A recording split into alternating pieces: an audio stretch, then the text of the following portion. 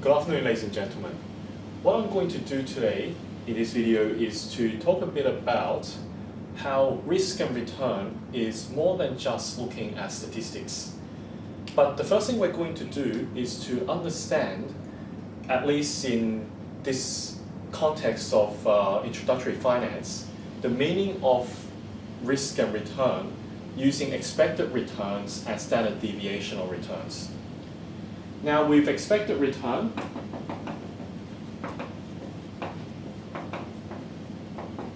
this is basically looking at the average of the returns observed by a particular asset, assuming different types of scenarios, and also we can use past data to estimate expected returns. So let's consider a particular case where we're looking at an asset's return over the past 5 years. So I'm going to draw a graph to represent the outcome of the returns. Let's say that's 0% here.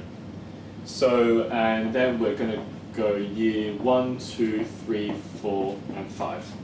And I'm going to use a different color to represent the returns. So let's say year 1, the return is slightly above 0 here. Year 2 was a particularly good year and the return is around here. Year 3, the returns weren't too good and it's negative below, so it's below 0. Year 4, slightly below 0. And year 5, let's say it was quite a good year and the return is here. Now the average return would be taking the average distance for each year from 0 and then dividing it by 5. So it seems like there's more positive returns than negative returns, not in terms of the number of years, but also in the size as well. You got large returns, large positive returns, pretty moderate positive returns, moderate positive returns, moderate negative returns, and small negative returns. So perhaps this is not to scale. Let's say this is the average. We draw a blue line.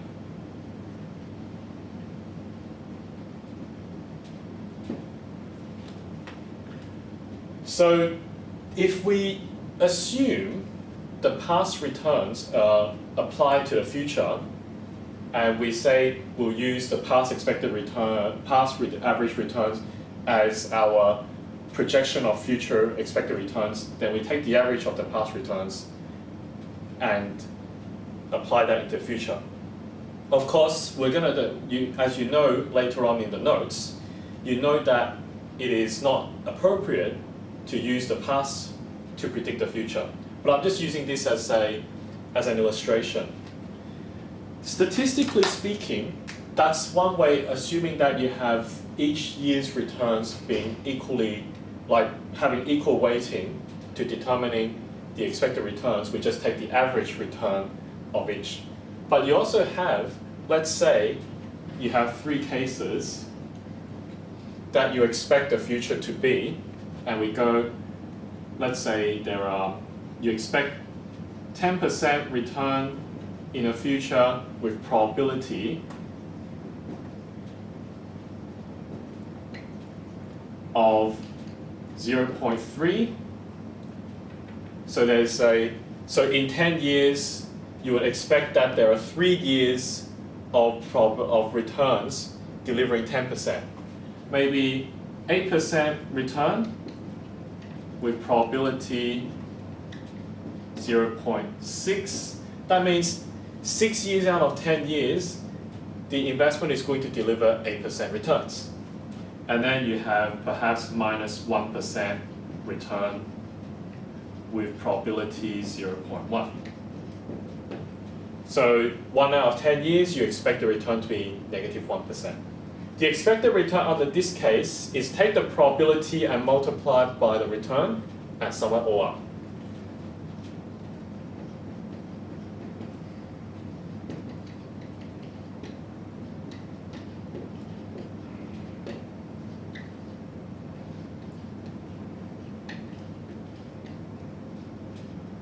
So that one's negative 0.01. Make sure you don't forget that it's negative.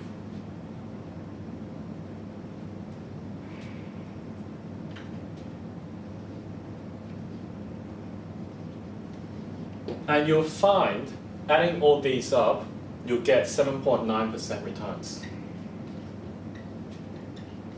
That's the expected return. So that's actually straightforward. Take all the cases, multiply the probability of a case by what the outcome is, and I sum it all up. Moving on to standard deviation, this becomes quite interesting. I'm going to just rub out the red line now, because otherwise it's going to look a bit messy when I explain this part.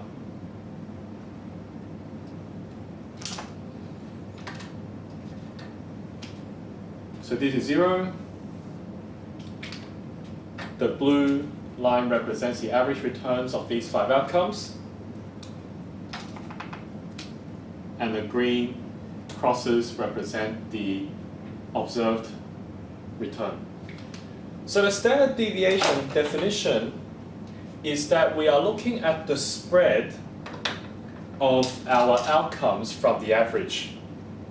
So what's the distance between each observed outcome relative to the average? So here we have it. This is the distance for the first year, just a bit above average. This one for the second year is significantly above average. The third one is significantly below the average. The fourth one is moderately below the average, and the fifth one is moderately above the average. Okay, if I take the sum of the distances, that's not going to quite work, because the positive distances from the average adding to the negative distances of the outcomes below the average are going to cancel out. How are we going to deal with the fact that we actually want, whether it's positive or negative distances, they still have to count? The easiest way to do this is to take the square of the distances. So that way, we take the square of the distance from the average to the first outcome, the square of the distance from the average to the second year's income, the square of the distance from the third year's outcome to the average. When we square it, we're effectively going to count negative and positive. What we're saying is we want to look at the spread. Whether it's higher than the average or less than the average, they're still showing a spread of the results from our expectation being the average. The standard deviation is actually the square distances, taking the average square distances, but then we also have to square root it. The variance is the average of the square distances. Oops.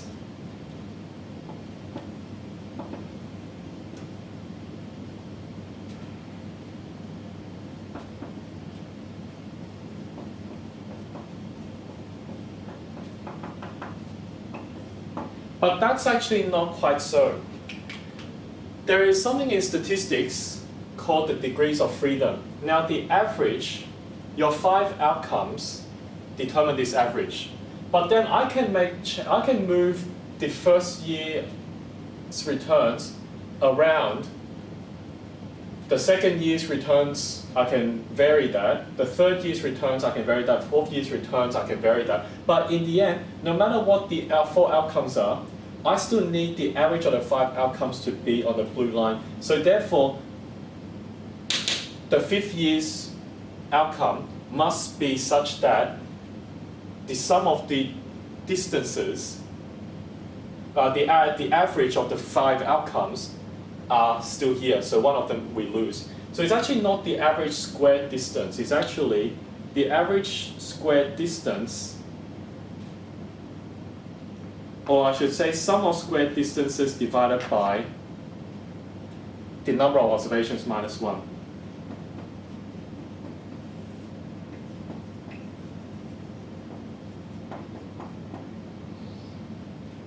So that's the variance. Take the square distances of all the outcomes and then divide it by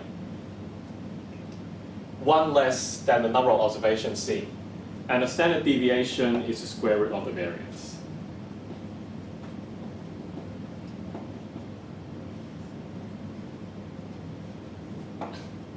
If all the outcomes, if we're looking at individual observations, that means each observation has equal weighting to the data, then we use this approach. We take the sum of squared distances divided by 1 less than the sample, and then we take the square root. Always remember, with standard deviation, you must take the square root of of your squared distances. The average of it taking and dividing the sum of squared distances by the sample size minus 1. Now with this particular case, and this is more applicable to those who are doing introductory first year finance where you don't have to look at individual data, you're looking at empirical data where you're given probability. The standard deviation formula in this case, with multiple outcomes, the standard deviation is given as follows. You take the probability multiplied by the squared outcome, sum it for all 3 cases, and then subtract it by the square root of the average. And then, of course, at the end, you take the square root. So 0.3 multiplied by 10% squared plus 0.6 probability of the second case multiplied by the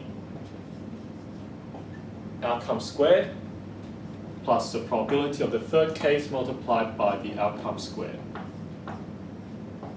Note that the square of a negative number is always positive. And then you subtract it by the expected outcome. Square of the expected outcome, take the square root. So ladies and gentlemen, that's how you use expected return and standard deviation of returns to calculate risk and return in the basic elementary level finance. But unfortunately, at this next part, we're going to talk about how risk and return is actually much more than the expected return, standard deviation of returns. In fact, standard deviation of returns, we can argue, is not a very good risk measure at all. So let me just clean the board of these results and leave the graph here.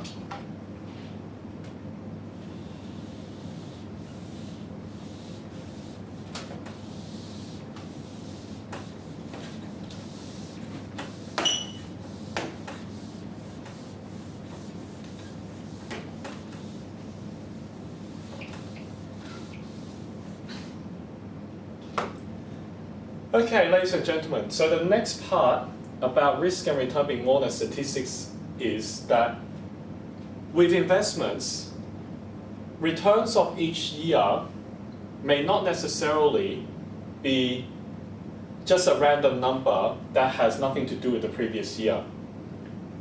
So in analyzing risk and return, just by assuming we take the average return and then we take the standard deviation of returns and then we make a decision on whether to invest in an asset or not, is not a wise idea. In a particularly good year where your asset has increased in value by a significant amount, it is quite likely it's more likely that the next year's return is going to be not as good as the second year, more so than having a year subsequent to a very good year to be even better. If you have an asset which performs badly similarly, an asset which does badly in this year, next year the probability of that becoming, of the asset delivering worse returns is probably less than the asset's returns being slightly better in the subsequent year. Because assuming that, let's say it's a well-run company or it's a particular stock, it's a particular asset market, you will actually have returns if you draw from a cumulative perspective. So let's say returns for 2015, 2016, 2017. Let's say these are the price levels.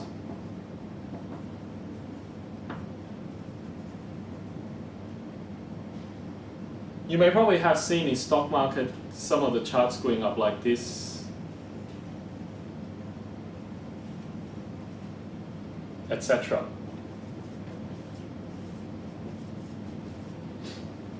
Can you see that with this particular market, there seems to be some straight line trend over the longer term that the asset prices are moving up a trend like this. So can you now see that whilst there's a trend which goes up, when you have a year or when you have a period where the returns are particularly good, so it drags your price levels up above the trend line, subsequently you will see that the returns aren't going to go up and follow that pattern. It's going to come down a bit and start moving towards the long-term trend, and then perhaps the market sees that this asset's not doing too well and they are a bit worried, so they start selling and push the prices down. Then they may be trading at below the trend line. I mean, when they go below the trend line sufficiently, let's say here, here, here, here, here, and here, at those points, you might have the market investors saying, maybe this particular market or this particular stock or this particular asset, maybe we sold too much of it. Maybe it's actually good value now. So they start buying, and at that point, they start turning around and going back closer towards the long-term trend. Of course, a market can stay very much above the trend or below the trend, and that's a distortion in the markets. But can you see that, in a way, these individual outcomes for an asset in each year do not behave independently of each other? That is one thing which you really need to understand, especially when you invest in a market in real life. Because a lot of people who read information from brochures, or they look at broker websites, or they just read the finance textbooks, they think that these returns, which we calculated using basic statistics of expected returns and standard deviation of returns, they think that you can just make decisions about it using those values. And yet, you miss the big picture of these returns being calculated by multiplying this return by this return by this return by this return by this return to get a time series chart showing the price movements over time. And these trend lines should not be underestimated, because an individual can make a lot or lose a lot by trading at the wrong time. So ladies and gentlemen, hopefully you now see how you can calculate expected returns, the standard deviation of returns, see how they are used in basic finance theory as a way to measure risk and return, but you now see the limitation of using these two measures to describe risk and return, because what is important is to know that there is a big picture whereby the asset prices move up and down over time, and the risk and return also is described based on where a particular, on a particular day, how much is the asset price above or below the long-term trend line. So ladies and gentlemen, hope you enjoyed this video, and all the best with your learning.